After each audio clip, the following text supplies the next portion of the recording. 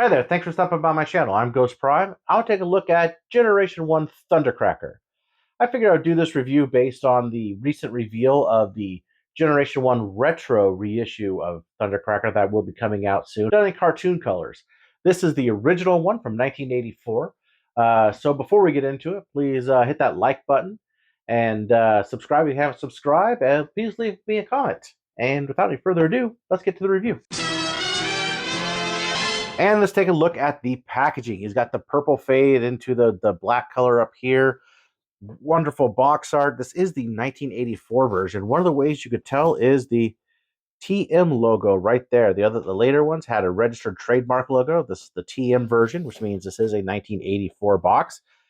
And he does come with accessories, and I have the inserts and everything. We'll go over that later. On the bottom, you can see pictures of the toy in both modes. Same as on the side there. And on the back is this beautiful battle scene that I absolutely adore. If I could find a giant poster of this, I would gladly display it. It's gorgeous. So we used to spend hours looking at this. So here is his tech specs, as you see on the back of all boxes of Generation 1, as well as the robot points, and his bio, which I'll just leave right here for a second so you can read it. And hopefully you read that. So let's go to the other side. Again, you have both modes. On the top, change into a robot. All right, let's take a look at the figure. And because he's old, I'll leave a few of the accessories on. These come separate. These do come separate in the package, like most of the modern ones do as well. And he has a set of fists. Now, these are the 1984 versions. You see there's one tab there, and there's no tab on the inside. These are early fists. The later fists do have two tabs. They have a tab on either side.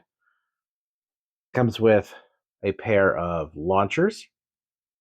He comes with his missiles here, but they are on a sprue. You have to take them off the sprue originally, and they do like neutered springs. They don't really shoot out. They just more fall out. The springs are really just there to keep the missiles in.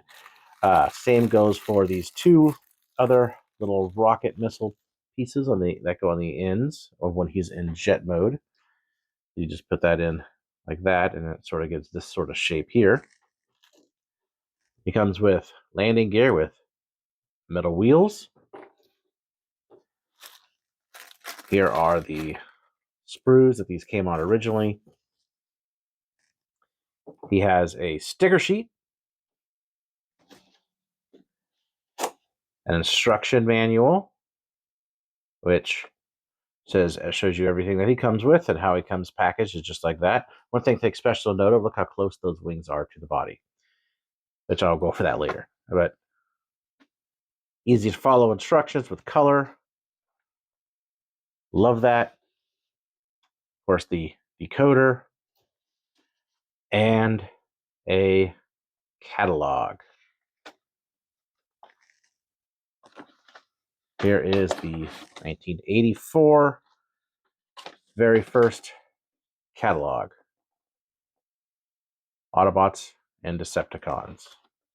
All right, so I went ahead and put them all together in jet mode so we could take a look at them in assault mode first before I take everything apart and just show off this beautiful blue that's on the metallic plastic that's on it. Now, one of the things that makes this also an 84 is there is a clear canopy. It doesn't have a ridge like the later models would have a ridge inside, kind of for structural support. I actually think the ridge looks good on it. It looks like it's supposed to be there on the real plane, but there he is. Now, there are different versions. There's even earlier versions than this one. This, like I said, is a 1984, so it lacks the rub sign, lacks a few other things like the ridge. And as I mentioned about the wings, so if you notice, the wings are really close to the body. That is because on the 84 versions, this peg here is much shorter than the 85 and later versions, which made the peg longer. The wings sit out more, but it made it so you don't have to take off the wings to transform it as much. You can get by with it like this as well. But that's one of the changes they made. Also, there is one without a copyright stamp. That is also early. There are ones that have these gaps. You see these right here in the wings and on the tails. These are solid. Those are also an earlier one. So there's a couple different variations of this jet. But I think he just looks gorgeous. He's just a beautiful, beautiful jet. All right, getting into some quick comparisons. Here he is with the recent Earthrise version. You can get an idea of just the color differences on him. Much lighter, more representative of the cartoon. And so it's still a lot of the same sort of detailings. And no detailing on the fin either, which is a stark contrast to the previous Classics version. So as you can see, it's much closer to the original. This actually looks just like the Masterpiece as well. But can I get an idea of the differences that these guys had in the releases? Now, Transformation does have a few things you have to take apart. So first off, we're going to take off the guns here. And as such, take out the missiles. Take out the landing gear and set it aside. Then you could start by folding out the feet. Take the tail fins, fold those down like this. Now what I do is to leave the wings on, I move the wings like this. So that allows me to move the head or the cockpit down and then push the arms out and around. Then kind of push them out like this. Turn these. I like to hook these here behind. One more thing I did forget to mention about the wings is there are some that are cut off here instead of molded this way. On Diaclone, they're much sharper. And move that down like that. Now we have the cockpit. Go ahead and separate the head. Move this around.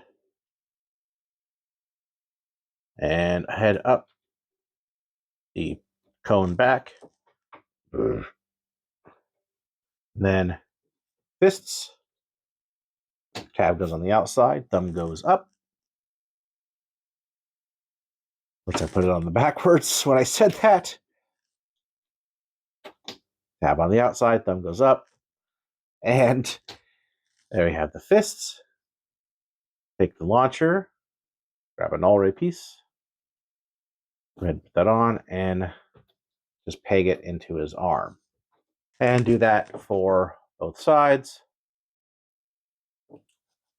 Like so.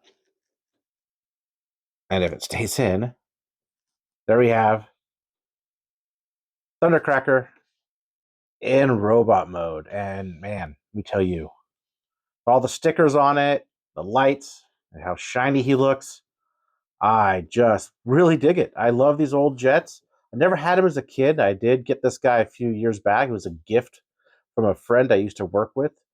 She actually is the one that opened this up. This is her original, and stickered it all up and kept it in just wonderful condition. This thing is beautiful.